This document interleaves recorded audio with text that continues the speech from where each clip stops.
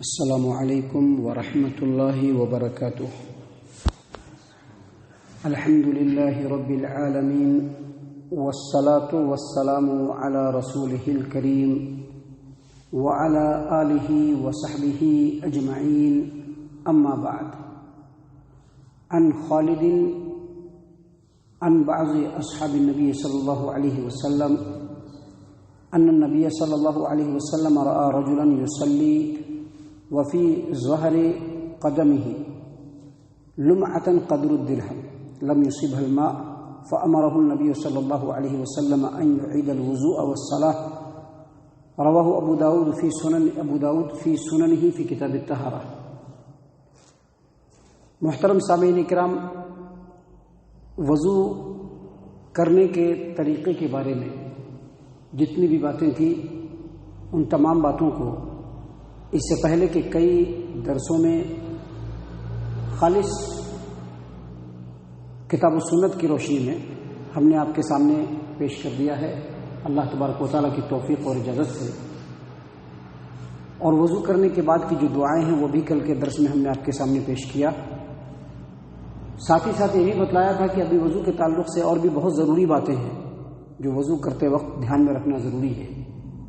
یاد رکھیے اور ہمیشہ یاد رکھیے، تقویٰ کا جو لفظ ہم نے سن کے رکھا ہے کہ تقویٰ، تو تقویٰ کے تعلق سے جو اس کا صحیح مفہوم ہے وہ یہی ہے کہ اللہ تبارک و تعالیٰ نے جس طرح سے عمل کرنے کا حکم دیا ہے اس طرح سے اگر انسان عمل کرتا ہے اور جن جن چیزوں کو چھوڑنے کا حکم دیا ہے ان چیزوں کو بندہ چھوڑتا ہے تو دراصل وہی تقویٰ اختیار کرنے والا ہے۔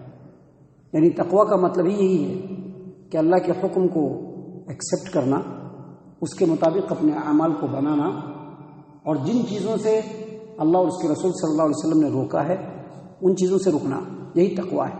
ایک آدمی بظاہر بڑی بڑی داڑھی رکھ لے، بظاہر جبے دستار پہن لے، لیکن جو اعمال وہ انجام دیتا ہے، چاہے وہ نماز ہو، چاہے وضو ہو، چاہے کوئی بھی دوسرا عمل ہو، اگر وہ انجام اس طریقے کے مطابق دیتا ہے جو نبی صلی اللہ علیہ وسلم کا طریقہ نہیں ہے، تو بظاہر دکھنے میں وہ کتنا ہی متقی اور پرہیزگار کیوں نہ لگے، وہ متقی اور پرہیزگار نہیں ہو سکتا ہے۔ کیونکہ تقویٰ اور پرہیزگاری کی پہلی شرط یہی ہے کہ آدمی اللہ اور اس کے رسول صلی اللہ علیہ وسلم کے حکم کے آگے گردن کو جھکا دے، اور جو اللہ اور اس کے رسول کا حکم نہیں ہے اس کو زبردستی اللہ اور اس کے رسول کا حکم سمجھ کر کے اس پر عمل نہ کرے۔ محترم سامعین کرام، اس لیے وضو جو ہے وہ ایک خالص عبادت ہے۔ وضو کرنے کا طریقہ بھی نبی صلی اللہ علیہ وسلم کے بتائے ہوئے طریقے کے مطابق ہونا چاہیے، اگر ہوگا تو قابل قبول، اگر نہیں ہوگا تو ناقابل قبول۔ لہذا جہاں وضو کے طریقے کو ہم نے سیکھ لیا، وضو کے بعد کی جو دعائیں ہیں اس کو ہم نے سمجھ لیا، تو اس سلسلے میں کچھ اور باتوں کا سمجھنا بہت ضروری ہے، جس میں سے پہلی بات یہ ہے کہ وضو جب ہم کریں گے اور وضو کے جو اعضاء کو دھوئیں گے، مثلا ہاتھ دھوئیں گے، ہاتھ کے بعد کلی کریں گے، ناک میں پانی ڈالیں گے، پھر اپنے دونوں چہرے کو دھوئیں گے، پھر اپنے دونوں ہاتھ کو دھوئیں گے، پھر مسح کریں گے، مسح کانوں کا، سر کا اور کانوں کا مسح کرنے کے بعد پیر دھوئیں گے، تو اس میں لگاتار ہونا چاہیے، یعنی اس کے اندر جو ہے تسلسل ہونا چاہیے، پے در پے ہونا چاہیے، ایک کے بعد ایک ہونا چاہیے، کنٹینیوٹی ہونی چاہیے، بیچ میں گیپ نہیں ہونا چاہیے۔ اگر گیپ ہوگا وضو نہیں ہوگا۔ اس سلسلے میں حدیث ہے جس کو امام مسلم رحمہ اللہ اپنی صحیح مسلم کتاب الطہارہ حدیث نمبر 243 سے روایت کرتے ہیں کہ عمر بن خطاب رضی اللہ عنہ نے کہا کہ نبی اکرم صلی اللہ علیہ وسلم نے ایک آدمی کو دیکھا کہ جس نے وضو کیا ہے تو اس کے پیر پہ ناخن کے برابر سوکھا ہوا ہے، یعنی وضو تو کر لیا ہے پورا، لیکن پیر میں جو ہے ناخن کے برابر خشکی ہے، وہ تر نہیں ہوا ہے، وہ بھیگا نہیں ہے۔ تو آپ صلی اللہ علیہ وسلم نے اس آدمی کو کہا کہ جاؤ ارجع فاحسن وضوءک، جاؤ اور اپنے وضو کو اچھی طرح سے کرو۔ اس آدمی نے نبی صلی اللہ علیہ وسلم کے حکم کی تعمیل کرتے ہوئے گئے وہ آدمی، اور انہوں نے وضو کیا اور پھر نماز پڑھا۔ اس کے علاوہ ابھی جو حدیث ہم نے آپ کے سامنے پڑھی ہے سنن نبی داؤد کی، سنن نبی داؤد کتاب الطہارہ باب تفریق الوضوء حدیث نمبر 175، خالد بن معدان ایک صحابی سے روایت کرتے ہیں کہ نبی صلی اللہ علیہ وسلم نے ایک آدمی کو نماز پڑھتے ہوئے دیکھا. نماز وہ آدمی پڑھ رہا ہے اور اس کے پاؤں میں 1 درہم کے برابر جگہ جو ہے وہ خشک ہے. تو آپ صلی اللہ علیہ وسلم نے اس آدمی کو کہا کہ تم جاؤ اور پھر سے وضو کرو اور پھر سے نماز پڑھو. یہ نہیں کہا کہ جو خشک جگہ ہے اس کو دھو لو، نہیں، بلکہ کہا کہ جاؤ پھر سے وضو کرو. یہ دونوں حدیثیں اس بات کے اوپر دلالت کرتی ہیں کہ وضو کے اعضاء کو دھونے میں کنٹینیوٹی ہونی چاہیے. اب ایک آدمی دھو رہا ہے، دھوتے دھوتے اس نے کیا کیا کہ چہرہ دھو لیا، ہاتھ بھی دھو لیا، ابھی مسح کرنا تھا کہ کچھ کام میں وہ لگ گیا، نہیں کیا. 5 منٹ کے بعد اگر آ کر کے وہ کرتا ہے تو پھر اس کو پھر سے وضو کرنا پڑے گا، کیونکہ کنٹینیوٹی جو ہے وہ بریک ہو گیا. تسلسل نہیں ہے، تسلسل ہونا ضروری ہے. تسلسل اگر نہیں ہوگا وضو نہیں ہوگا. اگر ایسی بات ہوتی تو آپ صلی اللہ علیہ وسلم جس کے پیر میں ناخن کے برابر یا درہم کے برابر جگہ خشک تھی، نبی صلی اللہ علیہ وسلم کہتے کہ ٹھیک ہے جاؤ اس کو خالی دھو لو، کیونکہ باقی کا پہلے تم دھو چکے ہو، جاؤ پھر دھو لو. لیکن نبی صلی اللہ علیہ وسلم نے حکم دیا، فَأَمَرَهُ نبی صلی اللہ علیہ وسلم أَن يُعِيدَ الْوُضُوءَ وَالصَّلَاةَ. نبی صلی اللہ علیہ وسلم نے اس کو وضو اور نماز دونوں لوٹانے کا حکم دیا کہ پھر سے وضو بھی کرنا ہے، پھر سے نماز بھی پڑھنا ہے. کیونکہ جب وضو نہیں ہوا تو تم نماز میں کھڑے ہو، وہ نماز بھی نہیں ہوئی ہے، لہذا پھر سے جا کے اس کو وضو کرو اور پھر سے نماز پڑھو.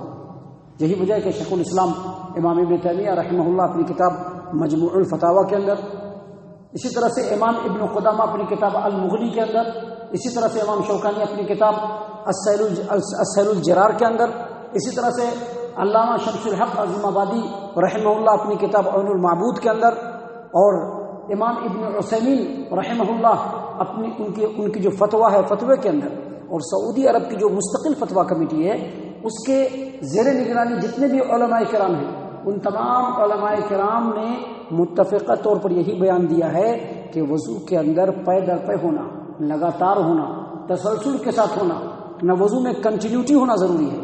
ہر اعضاء کو ایک کے بعد ایک دھونا ہے، یہاں تک کہ پیر دھو کر کے وضو کو کمپلیٹ کرنا ہے. یہ ضروری ہے، یہ لازم ہے، اور اس چیز کو ہمیشہ ذہن نشین رکھیں. اسی طرح سے وضو میں ترتیب کا ہونا بھی ضروری ہے.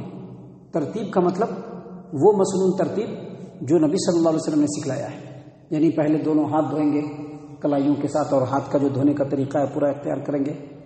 اس کے بعد چہرہ نہیں دھوئیں گے، بلکہ اس کے بعد کلی کریں گے، ناک میں پانی ڈالیں گے. اس کے بعد چہرہ دھوئیں گے، اس کے بعد دونوں ہاتھ کو دھوئیں گے کوہنیوں سمیت. اس کے بعد سر کا اور کانوں کا مسح کریں گے، اور پھر جا کر کے پیر دھوئیں گے. یہ جو ترتیب ہے مسنون ترتیب، یہ بھی واجب اور ضروری ہے. کوئی بھی آدمی اس ترتیب کو اگر الٹے گا وضو نہیں ہوگی، کیونکہ پیارے رسول صلی اللہ علیہ وسلم نے بیان فرمایا سنن نبی داؤد کتاب الادب کے اندر حدیث نمبر 4141 میں کہ اذا لبستم و اذا توضأتم فابدؤوا بمیامنکم. جب تم لباس پہنو، جب تم وضو کرو، داہنی طرف سے وضو کرو. یعنی جب وضو کرے گا تو داہنی طرف سے ترتیب رکھنا پڑے گا. وضو کرے گا تو پہلے اس کو ہاتھ دھونا پڑے گا، پھر اس کے بعد کلی اور ناک میں پانی ڈالنا پڑے گا، پھر اس کے بعد اس کو چہرہ دھونا پڑے گا، پھر اس کے بعد دونوں ہاتھ دھونا پڑے گا. یہ ترتیب جو ہے یہ مسنون ترتیب ہے جو بالکل واجب اور ضروری ہے. اس سلسلے میں ایک اور روایت ہے جو ہم نے اس سے پہلے آپ کے سامنے بیان کی تھی کہ نبی صلی اللہ علیہ وسلم نے ایک دیہاتی کو کہا، ایک اعرابی کو کہا کہ توضأ کما امرک اللہ، جیسا اللہ نے تم کو حکم دیا ہے ویسا وضو کرو. جیسا اللہ نے جس طرح سے وضو کرنے کا حکم دیا ہے اس طرح سے وضو کرو. اور اس کے بعد پیارے رسول صلی اللہ علیہ وسلم نے اس کو وضو کر کے دکھلایا بالکل اسی ترتیب کے ساتھ جو ہم نے آپ کے سامنے بیان کیا ہے. لہذا جب وضو کریں گے تو وضو میں ترتیب کے ساتھ وضو کرنا واجب اور ضروری ہے. اہل علم سے خاص طور سے امام ابن القیم الجوزیہ، امام شوکانی، علماء اہل حدیث تمام کے تمام، اور جتنے بھی علماء حق ہیں ان تمام کا کہنا ہے کہ وضو میں ترتیب لازم اور ضروری ہے. سامعین کرام، وضو کے تعلق سے بھی اور بھی بہت ساری اہم باتیں ہیں جن کا خیال رکھنا وضو میں بالکل ضروری ہے، جو انشاءاللہ کل اور کل کے بعد کے درسوں میں ہم آپ کے سامنے پیش کریں گے. اللہ تبارک و تعالیٰ سے دعا ہے کہ اللہ تعالیٰ ہم تمام کو ان تمام باتوں کے اوپر ٹھنڈے دل سے غور و فکر کرنے کی توفیق عنایت فرمائے. جو علم خالص قرآن و حدیث کی روشنی میں ہم سیکھ رہے ہیں، ان علم کو سیکھنے، ان کو سمجھنے، اس کو یاد رکھنے اور اس کے مطابق عمل کرنے کی توفیق عنایت فرمائے۔ اللہ اور اس کے رسول کی اطاعت و فرمانبرداری کرنے والا بنائے۔ اللہ تعالی ہم تمام کو صحابہ کرام رضی اللہ عنہم کے طریقے پر چلنے والا بنائے، جنت الفردوس میں جگہ عطا فرمائے۔ اے اللہ ہم تمام کو جہنم سے پناہ دے، اے مالک الملک ہم تمام کو جہنم سے پناہ دے، اے رب العالمین ہم تمام کو جہنم سے پناہ دے، آمین یا رب العالمین۔ وما علینا الا البلاغ المبین۔ السلام علیکم۔